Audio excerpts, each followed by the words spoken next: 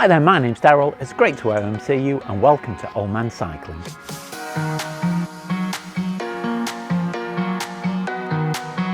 Now I did choose quite a clickbaity title for this video because I've had a few comments recently from people saying that e-bikes are just for lazy people. Now I'm going to get into those a little bit more in the video, but I totally disagree, and I'm going to talk about the benefits and the certain groups of people that can really get a lot from riding an e-bike.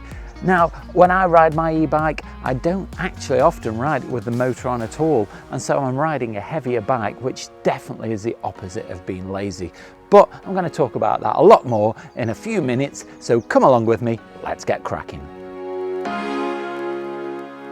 Now personally, the comments don't bother me at all because I've got very broad shoulders and people are entitled to their opinion, and they could have even been tongue-in-cheek and just having a bit of light-hearted fun and a bit of a dig, so they might not have even been serious.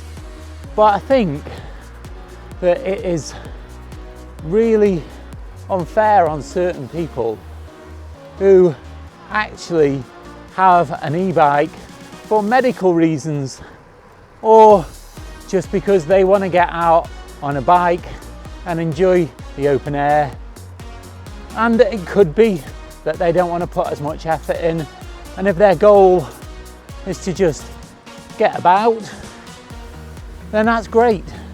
Not everybody wants to train to win the Tour de France or be that kind of high elite level cyclist, and so it should be not stigmatized because everybody's different. And the reason I got my e-bike in the first place is because I do suffer with knee problems, and at the time I was really struggling to even get up and down the stairs because my knee pain was so bad. Now I did find that as I cycled more, I strengthened my knees and the knee pain has gone away, and so I can cycle now without the motor and still not get any pain.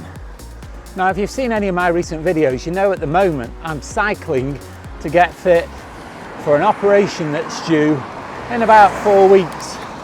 I'm due to have my gallbladder out, which is a fairly routine operation. It's done keyhole, so it shouldn't be too difficult to recover from, but they do advise that if you're as fit as possible, you stand a much better chance of recovery. And so as a result, what I've been doing is I've been getting out as much as possible on the bike, and on the days in between I've been doing sit-ups and weightlifting, and I have lost about half a stone as a result.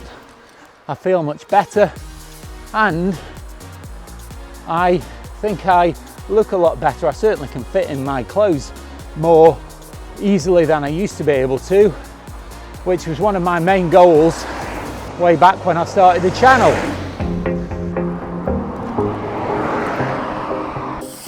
So for me, having an e-bike is just giving me a little bit extra security if my knees do hurt at any point. But most of the time, I just don't ride with a motor on at all, and I don't need to either. So I definitely don't think I'm lazy when I use my e-bike, because most of the time the motor's not on. So I am having to work harder because there is more weight in the bike. Now, it's not really noticeable until you get back on the road bike, just a standard road bike, and then you just notice that it is a little bit easier. Now, I don't feel it's hard work at the moment, but you can tell the difference when you get back on a lighter bike. But I know, based on the comments that I've received, there are people less fortunate than me that still want to get out on a bike because they love it, but are prevented from doing so either from some kind of injury or just bodies getting older and they just don't work the same. And an e-bike can give you that freedom to get back out again. And so for somebody to belittle an e-bike is really unfair. It's almost snobbery. And then of course we've got another group of people that might just like the idea of getting into cycling, who get an e-bike just to get out. And you can still build up your fitness on an e-bike because you can't just let the bike do all the work. You've got to actually put in some effort yourself. And as people's fitness increases, then there's a high likelihood that some of those people will think then about getting a standard road bike or a non-powered bike to enjoy cycling without the assistance of the motor.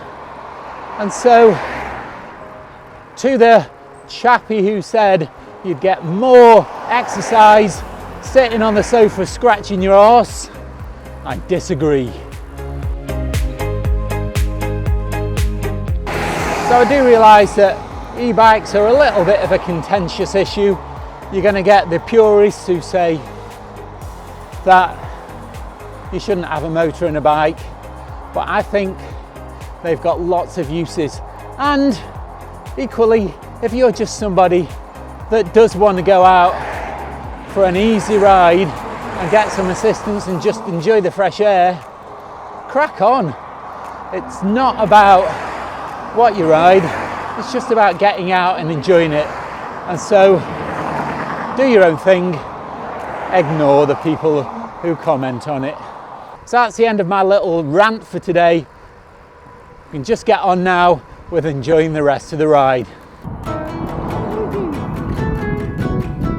Now if this is your first time visiting the channel, then you can do me a really big favour by clicking the like, subscribe and the bell notifications, because it really helps me out and it makes sure that you don't miss out on any future content. Now behind me here is the Lovell telescope, and it's part of the Darrell Bank Observatory in Cheshire. It's a radio telescope and it's quite old. It's one of the oldest and most important telescopes in the world, and it's still doing scientific research today. Now I did do a video just before Christmas where I talked more about the Lovell telescope, so if you're interested in that, go and check out this video just up here, and I'll put a link as well for that down below in the description. I've said before on the channel just how much I enjoy going onto new roads, and so I did plan in a route this morning on Strava, and this bit of road now is completely new to me, so I've not cycled down here before, and it just adds a bit of extra interest to the ride.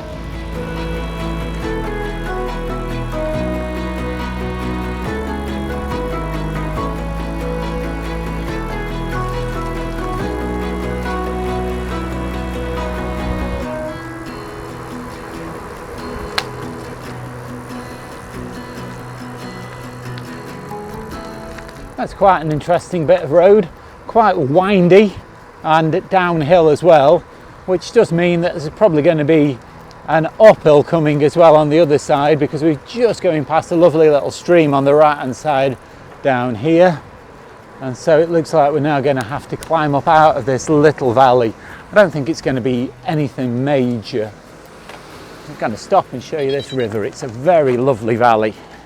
The river just at this point is quite wide because it sounds like there's some kind of dam or weir behind me, so there's probably some kind of mill here, and it just makes the river valley absolutely gorgeous, especially in this sunlight.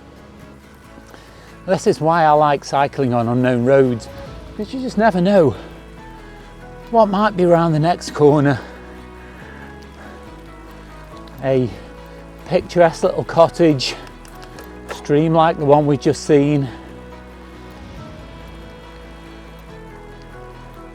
Really makes the whole ride that much more interesting. The Wahoo says that I've got 5 miles left to go, so what I'm going to do is I'm going to put the hammer down a little bit, power on through, get home, and then I'll check in with you then. See you soon.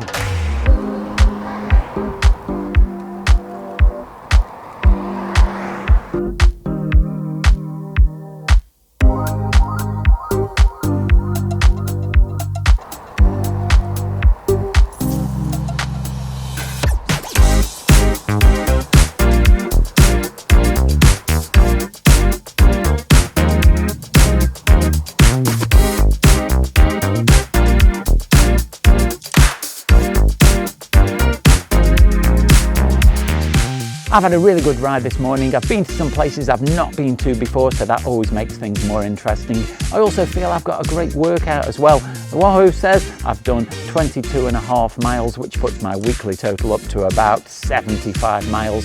So definitely not lazy, and I feel that I'm really improving my fitness. Now, I don't really take on board what the commenters say about e-bikes, but if you have got any comments about e-bikes yourself, or have got your own ideas, let me know down below in the comments, or you can nip over to my Facebook account and leave me your comments there.